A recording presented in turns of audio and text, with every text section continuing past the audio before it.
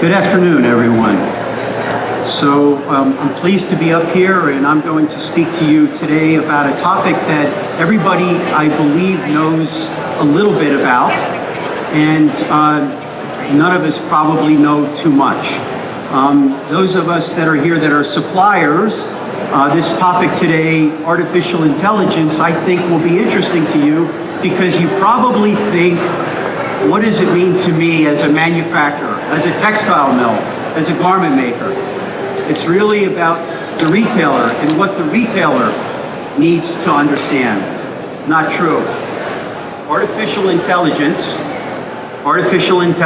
will touch all of us dramatically in our professional careers in the next couple of years. Go Global is my firm. It's an investment platform. My partner Christian Foyer is here. And the topic today is digital disruption in the supply chain as powered by artificial intelligence. So global retail, and I use this slide as kind of a let's jump into it. Global retail is up 3.5% for the year. And people talk about, oh, the stores that are closing and what's going on at retail. Globally, it's up. Retail stores are in transition, and we're seeing improved sales across the board as retailers understand that this journey is about customization. Online platforms like Alibaba and Amazon continue to take market share.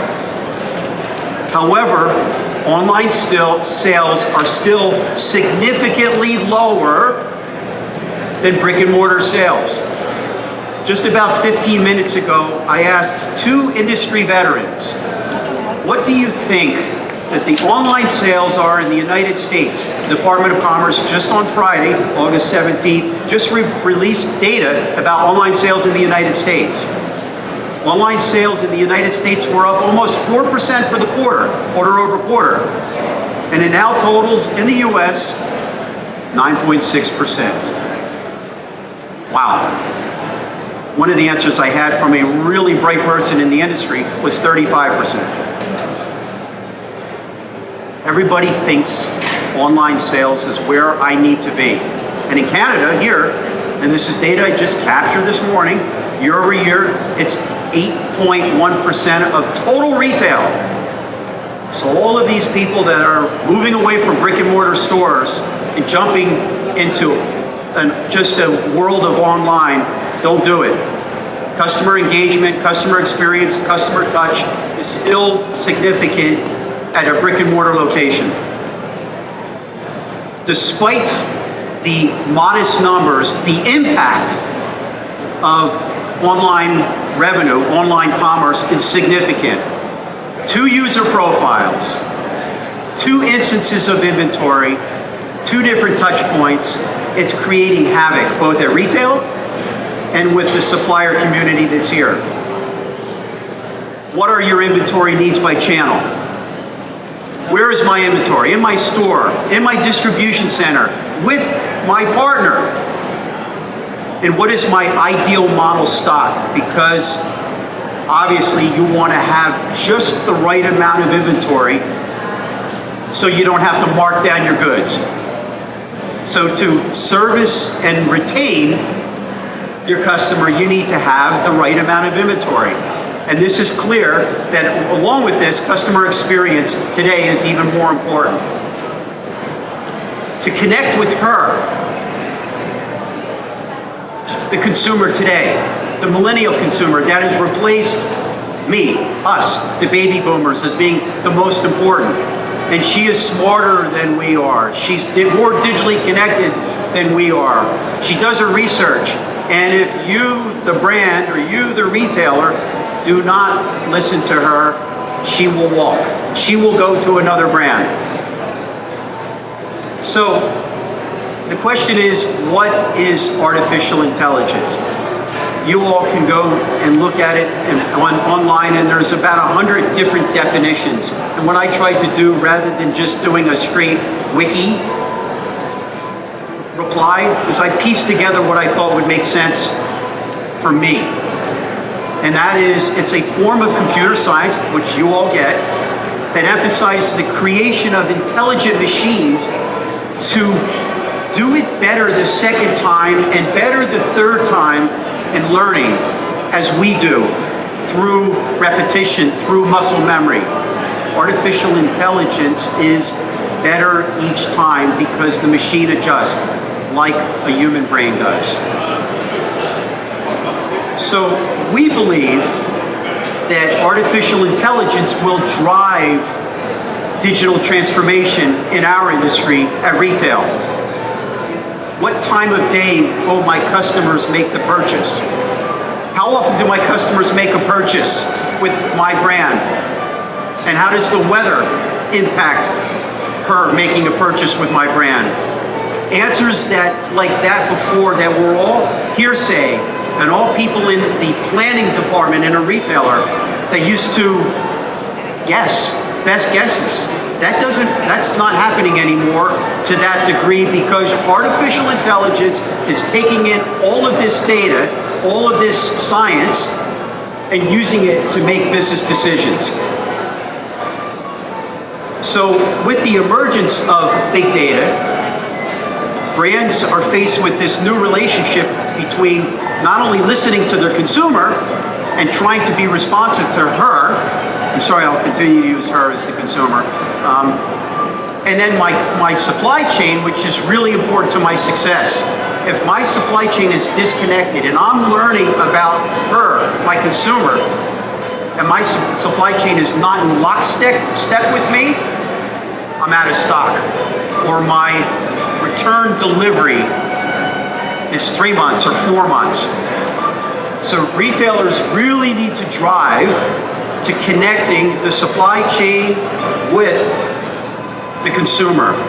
And that's where this is going and what I'm going to talk about today.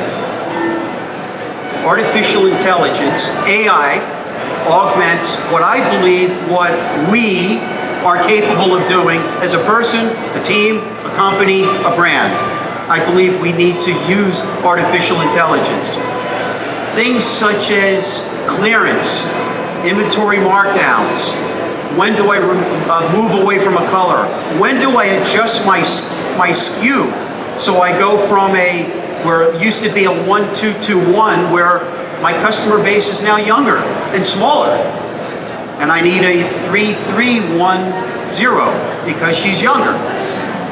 So the potential application of artificial intelligence at retail includes all of the things that I have listed up there, which is design support systems, such as if knits are working and crop knits are working and cap sleeve knits are working, my design team should hear about this quicker, and my design team should pivot away from wovens and focus on what's checking at either retail or in the marketplace. In fashion recommendations in social media, which we're all hearing right now, where you could now see it now, buy it now. We're on LinkedIn, on Instagram, on Facebook, on other social media, where a product can be shown with a hyperlink. You've seen it, I'm sure you have. I don't know whether you've used it. On Instagram, where there's a product that's shown, it's this great jacket that I'm wearing, and there's a link underneath it and would allow you to go to Nordstrom's and buy it. Happening today, social commerce. Artificial intelligence is looking at all the people that are online that are looking at Jeff's jacket and are interested in Jeff's jacket, and that type of data is fed back to the manufacturer. Happening today. Inventory management and forecasting and planning. As an inventory guy, as an ops guy from the supply chain, our biggest nightmare was when we would go into a season and we would think that we were going to sell these 4 colors in whatever quantities, 50%, 30%, 20%, 10%, and then as the season goes on, it's clear that one color was dead. So it's the ability through artificial intelligence to make these adjustments by looking at historical data so your inventory is cleaner. Artificial intelligence is driving planning and forecasting and line assortment. Retailers are embracing this. And then promotional planning and execution of the plan. So it's all moving faster. Artificial intelligence and cloud. AI and machine learning is starting to change our industry today. And for those of you that are in retail, perhaps you're touching it today. For the manufacturers that are here that are perhaps in their booth because it's the first day, they're probably not touching it, but they have to, and that's where this is intending to go, intending to complete the circle. But you have already embraced change, as I'm sure you will, as an AI enabler for your business. And so with wide access to a full suite of SaaS products, cloud, software as a service, you do not have to buy an enterprise license, as we know, and you're able to go in and rent it, a license to be able to go in and use a particular software. This is all a part of the fast-growing change to our industry and the apparel industry, SaaS, software as a service. And artificial intelligence will continue to grow in terms of omni-channel fulfillment and the endless aisle. And endless aisle, what that means, if you do not know, is endless aisle means if I go into a store and I'm looking for these brown jeans that I'm wearing, and the store does not have the brown jeans, then my POS system would look back at my inventory and it would tell me where the inventory is. So it's not just the inventory that's there in the store, it's an endless aisle, and the system will come back to me and it'll make a recommendation to say, go get that pair of brown jeans from the store that's 3 miles away and make it available to the customer. This technology is a tremendous help to consumers, tremendous help to retailers, and a tremendous help to us, the suppliers, because the product that the consumer wanted is now getting moved to the customer. So by 2020, and I captured this in an article just last week in the Wall Street Journal, by 2020, it is believed that artificial intelligence will increase productivity in our industry by 30%. We're in the back half of 2018. 30%, and that article talked about all kinds of things. A lot of it was related to inventory productivity. A lot of it was related to having the right designs put into place that the consumer wants, because it's about her, the consumer. It's not about us, the brands, that are pushing to the consumer and pushing to her what we think she wants. So artificial and intelligence and the consumer, AI will drive productivity with the consumer through some of these things that we talked about. So there was an interesting article that I read this morning. Yeah, I just finished this deck this morning, and I like to keep it current, and this is on the Canadian company Aldo shoes. And Aldo has embraced artificial intelligence. And I don't know if any of you have been into an Aldo store recently. I have. It's pretty amazing. When you go in there and you have these magic mirrors, these screens that allow you to look at a large size iPad, a large size video monitor, and pick a shoe based upon the type of shoe that you like to wear, whether it's a loafer or it's a boot or it's a pair of dress sneakers, and then you could quickly look at various colors and various options in the store based upon you and based upon your likes. It starts to bring product recommendations to you. So they've embraced this, and they have seen a tremendous uptick in conversion, which is what this is all about in their store, by providing augmented presentations in the store. So same inventory in the back, but now it's accessible to where I'm not just walking in the store and looking at the brown shoes or the black shoes that I think are interesting, but now I have the video, the monitor there, the interactive monitor that allows me to see that their entire suite of inventory. This is bringing the customer in. This is bringing the customer into a world which is providing them a view of everything that the company offers. I think it's absolutely fantastic, and this is where retail is going. If you haven't been in one of their stores, I'd highly recommend it. So they're leveraging the Internet of Things for their success. I just went one too many. So this is a little bit more complicated, and I'm going to refer to A/B testing. I'm not going to read through the whole deck, but so A/B testing simply is what happens when I go forward and I do this and my result is not what I expect?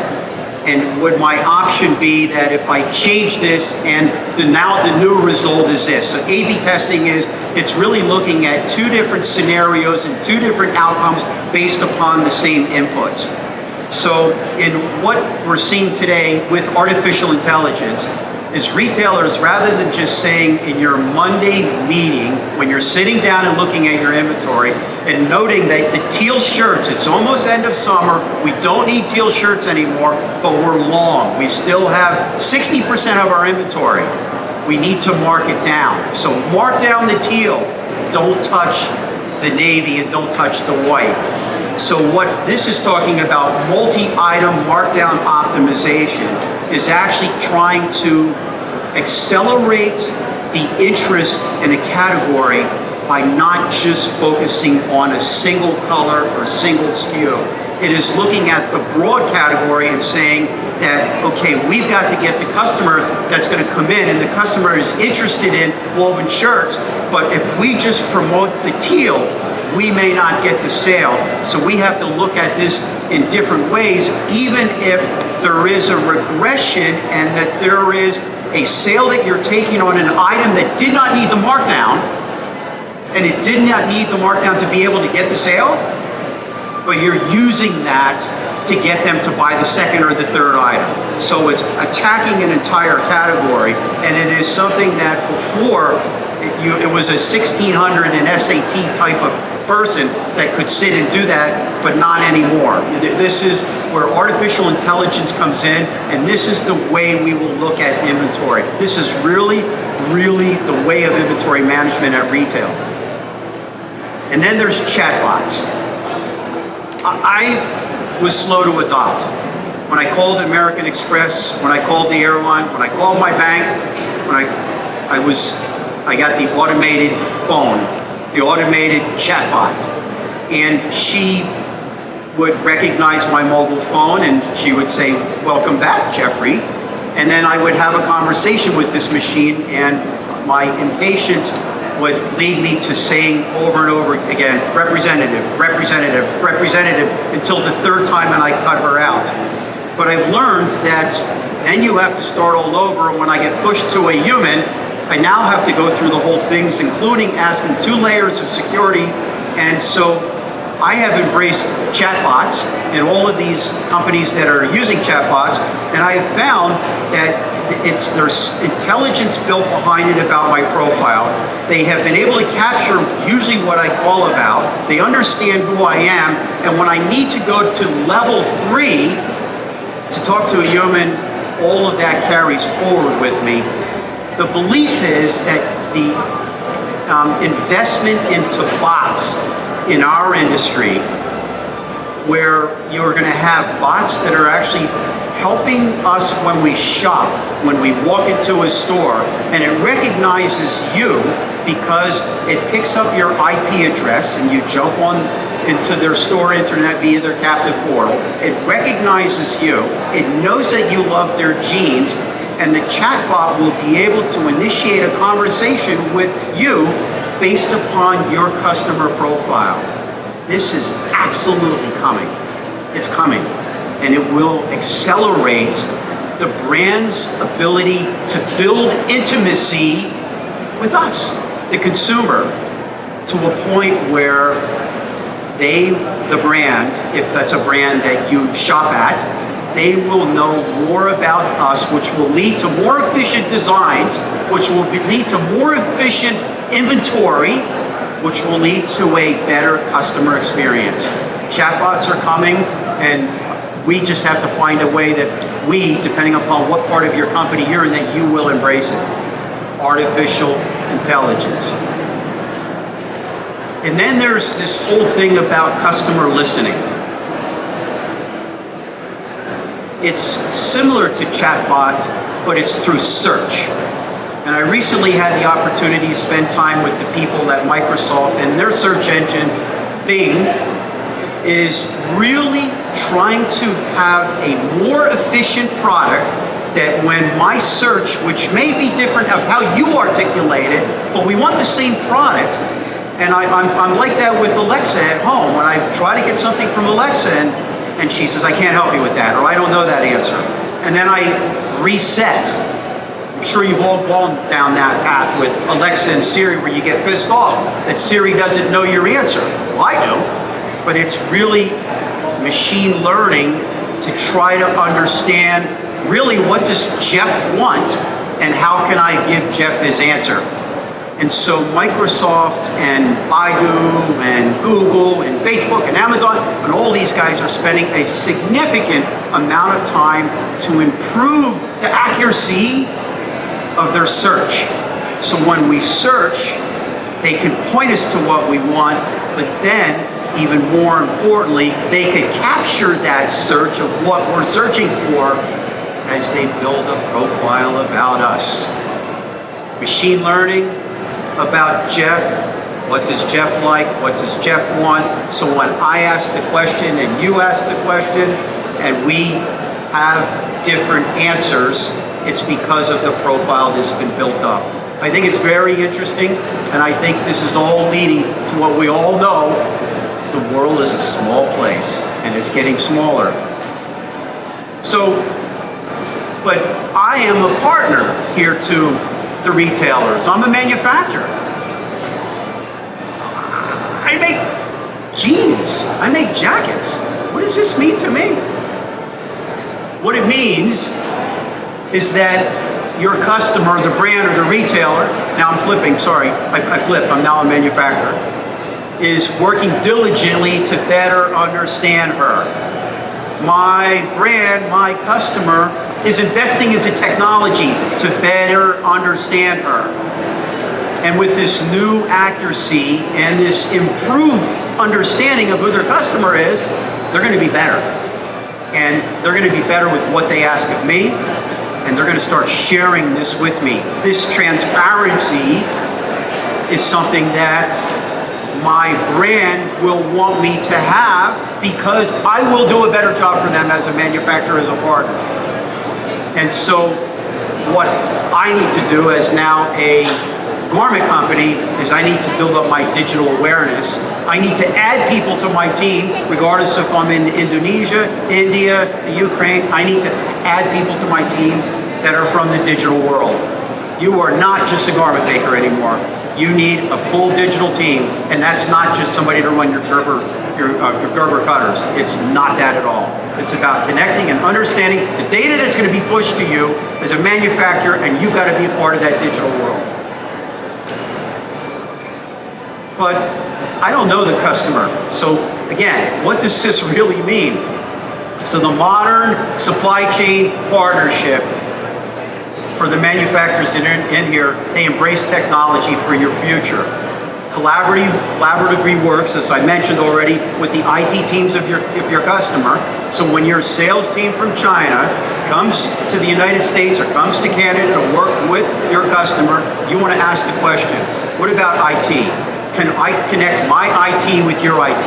What more can we learn? How can I be a better partner? Not just by reducing my cost. That machine learning, Internet of Things, and artificial intelligence are not just tools for the supply chain. Pursue new automation, not just new Juki and Brother and Gerber. Pursue new automation.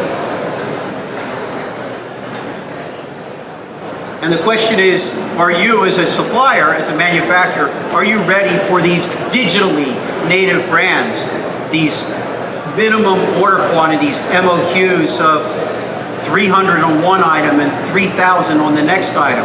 Are you ready? Well, that's what you have to be ready to service, because they are going to grow, the digitally native brands, even if they open a few stores like Bonobos has. And digital transformation will continue at retail, so you have to find a way to invest in this. Things like open protocol, which is really the data structure, and public blockchain are here. I'm not going to touch those subjects because they're really deep, and I'm not a technologist, but they're here and being used right now. and zero inventory stores, which we think are very interesting. And my partner Christian and I have looked at some of these examples that are out there, which the store, when you walk into, really has samples. It's like being here at the show.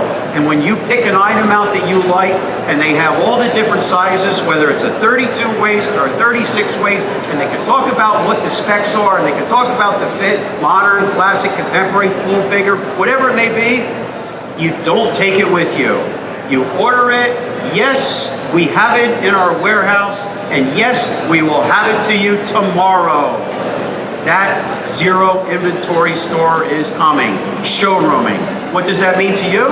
It's freaking great, because all your product is going to be in the warehouse ready to pop out, and hopefully you're connected with them digitally so you know what their model stock is and when you need to respond. So conversations that you've never had before will now become relevant as a manufacturer with your customer, such as cost per acquisition. You'll have things before, all they wanted to know is what my cost is, what are my costs. There's a lot that they're going to start sharing with you, especially as online grows. This is a very interesting, not related to apparel video that shows all of us how far technology is coming. Can you turn it way up?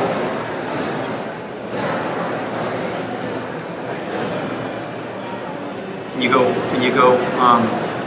you hit it hard?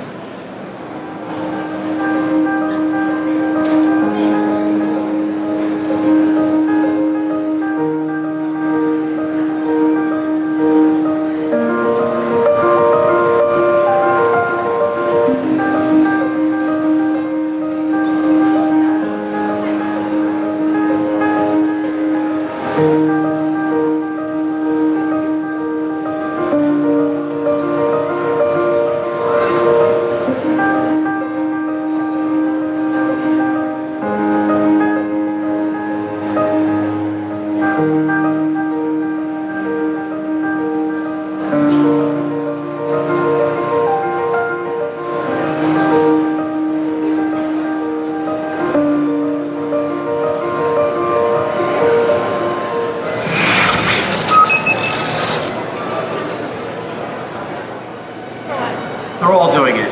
All the technology companies are sinking tremendous amount of investment capital into innovation like that. It's not our industry, but the same type of investment is happening in our industry. I just think that is so wonderful. And then this idea here, I don't know if, where I've seen it, maybe it's JFK in New York City, but there's a shop that's at JFK where you go in and there's food and drinks and everything all over the place. Maybe they're here in Canada, I'm not sure. And there's nobody that works there. And it's just, you pick out what you want, you find a checkout, you slide in your card and you go. And there's bags there. There's nobody there. So the question is, and that happens to be, you can see the Uniqlo emblem down here in the lower right-hand corner. I just captured this today off the internet, and Uniqlo, which they're in a part of the fast retailing group in Tokyo, they're experimenting with this now, where they're going to have neighborhood stores, smaller commodity products, stack them deep, and they're going to be unmanned stores. So the question is, this next generation of do-it-yourselfism, which is not my term, I captured that, but is this potentially the future? And what does that mean? So where do you go from here? And whether you're on the retail design product side of the fence, or you're a manufacturer on the other side of the fence and sourcing, honestly, I think it's freaking really exciting. This is nothing to be scary about. This is really the future, and this is reason to get fired up about our industry that perhaps was too stale, and perhaps there were too many stores, and perhaps there were too many brands, and it was too much noise, but this is a reason to get fired up, to embrace technology, regardless of what you do, embrace it for your business and be a part of what I think is a super exciting period for us in the retail and apparel industry. And so for me, thriving regional shows like this, ATS Canada, and with the support of JPC Inc. and CCCT, this provides a platform for us to share educational ideas, and thank you very much.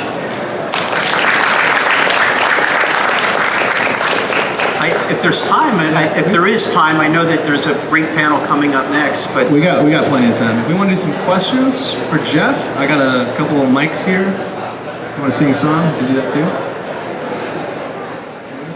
Please don't be intimidated. I am not a technologist, so if you seriously, if you have a question that's not technology, fire away.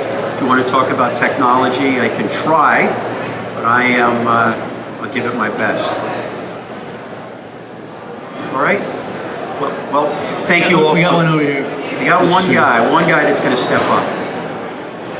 Jeff, I come from the reverse world side, and one of the things that happens in apparel is a lot of products are returned because the retailers and the e-tailers encourage them by multiples, send back whatever you don't want.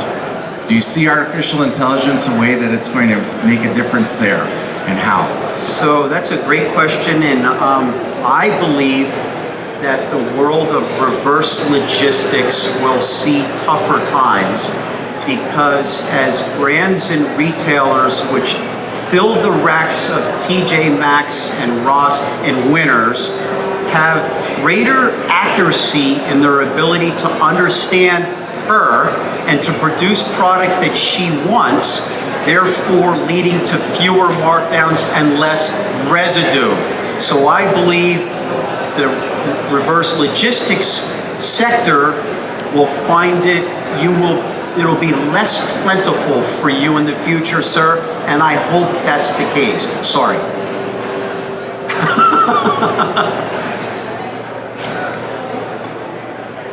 Anybody else got a question for Jeff? Oh, we got one over there. Of course, I'm on the other side. This is Murphy's Law. That's best.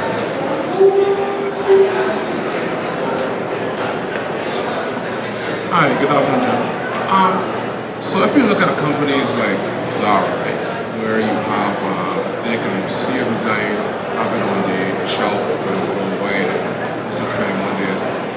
That still doesn't represent the majority of retail or apparel retail. The majority of apparel retail is still a case where 9 months, 12 months, that entire development cycle still happens. So where do you see artificial intelligence being able to crack that nut of the 9 to 12 month cycle of the majority of apparel retail to bring it close to that Zara model, which is where the customer's mindset is right now? So Zara and others are using a quick response model to quickly grow their business. There's a store in Los Angeles, a company in Los Angeles called Fashion Nova that you may or may not have heard of that has revenue of $1 billion, and it's about being responsive.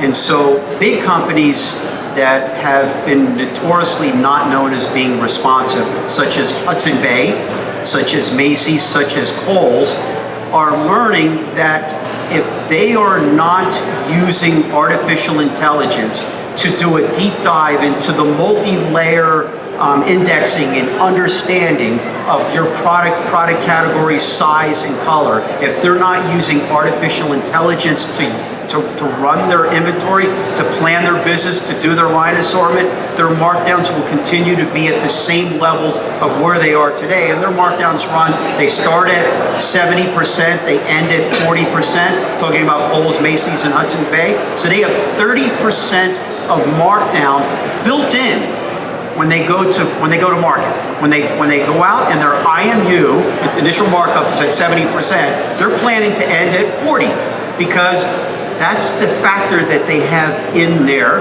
for mistakes, because we're not going to be clean.